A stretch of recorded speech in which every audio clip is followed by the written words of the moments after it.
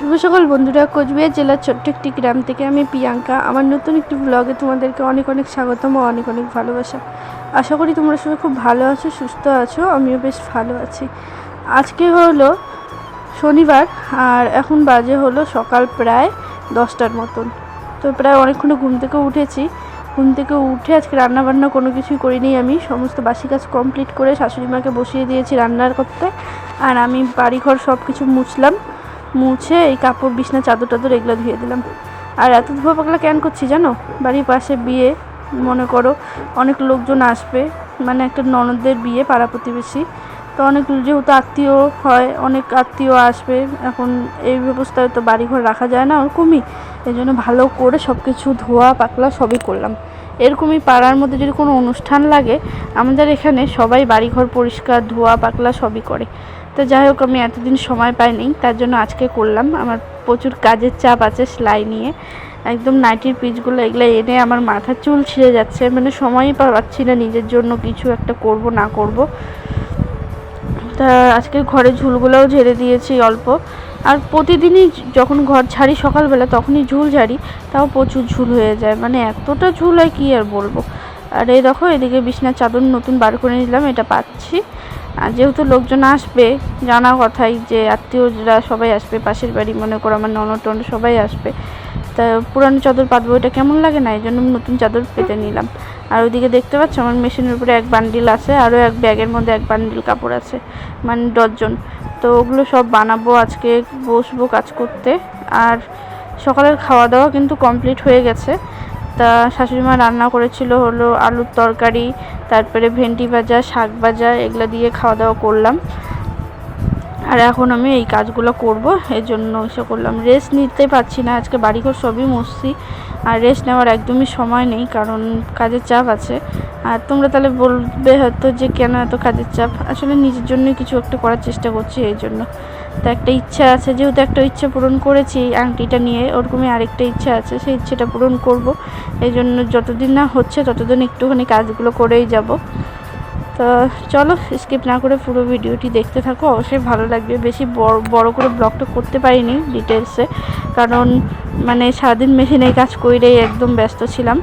আর এই নাইটিগুলো বানাবো হলো আমি কুচি হাতার, যে নতুন বার হয়েছে না, ওইটাই আমি নিজের জন্য একটা বার করেছি। আমার কাছে মানে পিস ছিল, নিজের জন্য একটা বানিয়েছি। আর এগুলো হলো ক্লাস থেকে দিয়েছে। তো এগুলো প্রথমে এমনি সিম্পল হাতাই দিয়েছিল, পরে ম্যাম বললো যে এগুলো একটু নিজে কেটে নিয়ে কুচি হাতা বানিয়ে নিও। তাই এগুলো নিজে কেটে নিচ্ছি আগে, একবারে মনে করো ডজনে করে রাখলে না সুবিধা হয়, বারবার সেলাই করবো কাটবো অসুবিধা হয়। তা আমি কীভাবে কাজ করি না করি সবই তোমাদের সাথে শেয়ার করব, সেটা অন্য ব্লগে। আর আজকে যতটুকুন পারবো অতটুকুন শেয়ার করার চেষ্টা করব। এতদিন তো ভিডিও দিতে পারিনি, মানে করেইনি এতদিন, মানে এই কাজগুলোই করলাম। যেহেতু কাজের চাপ ছিল, এই জন্য বিয়েবাড়ির যে ব্লগগুলো ওগুলোই দিলাম। তো বোনের রিসেপশনের ফটো তো তোমাদেরকে দিয়েইছি, দেখেইছো। রিসেপশনে আর যাওয়া হয়নি, প্রচুর দূর, তো অত দূর আর যাওয়া হয়নি। বিয়ের দিন মনে করো বিয়েটি হওয়ার পরে ভোরবেলায় আমরা চলে এসেছি। দিনহাটা ভবনে যেহেতু বিয়ে হয়েছিল, ভবন থেকে আমরা টোটো নিয়েই গেছিলাম বাড়ির থেকে। তা ভোরবেলা আমরা চলে এসেছি। আর বিয়ে হয়েছিল রবিবারে, আর বৌভাত ছিল বুধবারে, আর যাওয়াও হয়নি, আর বৌভাতে যাওয়াই হয়নি। এমনি বোনের সাথে কথা হয়, ভালোই আছে। তো যাই হোক, ভালো থাকাই ভালো। আর এদিকে দেখো, আমি এখন এই কয়টা নাইটি বানাইলাম, অনেকক্ষণ পরে আবার এটা তোমাদের সামনে আসতেছি। আর এগুলো সকালবেলা রোদে দিয়েছি, এগুলো এখন ট্রাঙ্কে তুলে রাখবো। প্রচুর গরম পড়েছে কিন্তু এই দিনগুলো।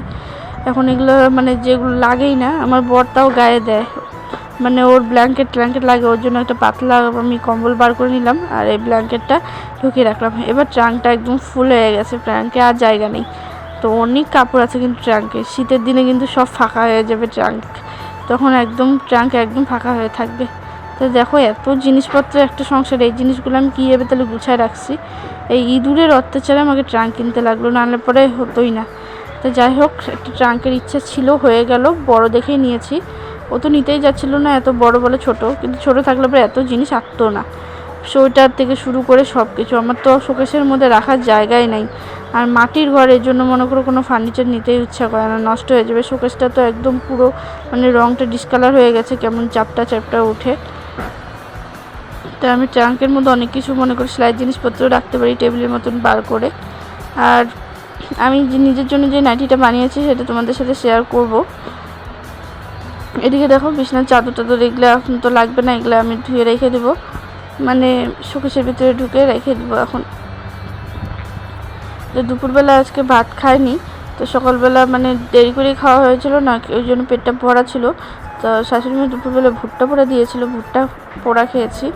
যেহেতু কাজের চাপ, মনে করি কাজটা যতক্ষণ নামবে না ততক্ষণ মনে করো অন্য কোনো কাজে মনও লাগে না, এটাই। আর এত পরিশ্রম করছি নিজের কিছু শখ পূরণ করার জন্য, যেদিন করতে পারবো সেদিন তোমাদের সাথে বলবো। এদিকে কাকি আসছে, আমাকে বলছে চল বিয়ে বাড়ি যাই, আমি বললাম না যাব না এখন, আমার প্রচুর কাজের চাপ, কালকে যাব।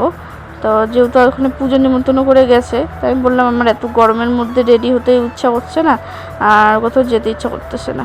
আর এই বিছনার চাদরটা সেলাই করছে, এটা আমি গায়ে দিই, আমার ওই কম্বল টম্বল ভালো লাগে না, আমার আবার প্রচুর গরম লাগে, আমার পরে আবার ঠান্ডা লাগে।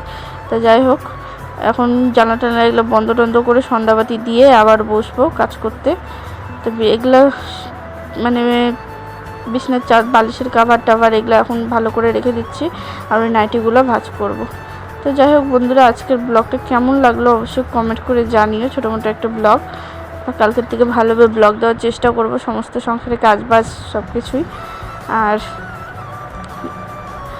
মানে এতটা গরম পড়েছে না, গরমের মধ্যে কিছুই ভালো লাগে না। আমার চুল তো একদম কানের গোড়ায় আসলে পরে প্রচুর মানে অসহ্য পর্যন্ত লাগছে। বারবার একটু রেস্ট নিচ্ছি, বারবার এদিকে কাজও করছি, কারণ এক সিরিয়ালে কাজ করলে পরে আমার ঘাড়ে প্রচণ্ড ব্যথা হয়, এমনি ঘাড়ের পিঠ ফুলে গেছে একদম। তা কাজগুলো করছি, এবার নিচ্ছি, আবার ছাড়তেও পারছি না, এরকমই। তো একবারে মনে করে ছোটো ছোটো কাজ করে একবারে অনেক কিছু করা যায়, এর জন্য। তো সন্ধ্যা লেগে গেছে, একটু পরেই সন্ধ্যাবাতি দিব। এখন এই নাইটিগুলো ভালো করে ভাঁজ করে নিচ্ছি। এখন আজকে সারাদিনে মাত্র এখন 3টা বানালাম, সন্ধ্যা টন্ধা দেওয়ার পরে আরও 3টা বানাবো, মানে 6টা মোট কমপ্লিট হয়েছে দিনে। তাহলে ভাবো 6টা নাইটিতে কী হয়, কয় টাকা বা ইনকাম হয়। এই জন্য মনে করি দিনে যদি 2 ডজন বা 3 ডজন নামানো যায় তাহলে প্রচুর লাভ, তাছাড়া লাভ নেই। তা অতটা সময় হয় না, নামানো মুশকিল। 2 ডজন 1 ডজনই নামানো মুশকিল, আর 2 ডজন 3 ডজন তো আলাদা। তারপর নাইটিগুলোকে সুন্দর করে ভাঁজ করে দিতে লাগবে। তো যাই হোক, ব্লগটা ভালো লাগলে অবশ্যই লাইক কমেন্ট শেয়ার করে দিও। সবাই ভালো থাকো, সুস্থ থাকো, সাবধানে থাকো। কালকে দেখা হচ্ছে নতুন একটি ব্লগ নিয়ে। কালকে পারলে পরে বিয়ে বাড়ির ব্লগগুলো তোমাদের সাথে শেয়ার করার চেষ্টা করব, যেহেতু আমার কাজের চাপ, যাই কি যাই না কোনো গ্যারান্টি নেই। এত কাজ মাথায় থাকলে পরে না, মানে কাজের চাপ থাকলে পরে কোথাও যেতে ইচ্ছা করে না, এরকম। তো চলো, সবাই ভালো থাকো, সুস্থ থাকো, বাই বাই।